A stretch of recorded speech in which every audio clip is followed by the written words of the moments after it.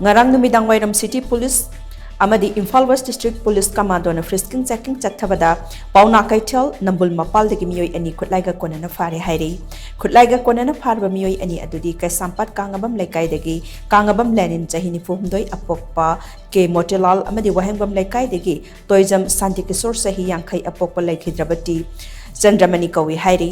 Police tagi phangba pau amagi matung ina ngarang numidangwairam pung 6 lom taba duaida IMPHAL West District Police Commando AMADI City Police ki combined team amana akak na pau ama phangbadagi Paona Keithel Nambul Mapal area da asat walksing frisking checking chathaudana lairingai da registration number yaudaba maruti gypsy ama lakpa thengnaki gypsy adu police na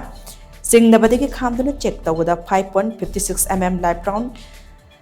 Tarataruk yauba insas rifle ama live round yauba .38 pistol ama thengnabadagi Khutlai sing aduga konana makhoi ani phagatki makhataba logi oiba thabak laukhatnabagi damak makhoi ani mag phagatlaba khuchu Khutlai singa konana city police da sinakre haina police dagi phangba pawasina makhatare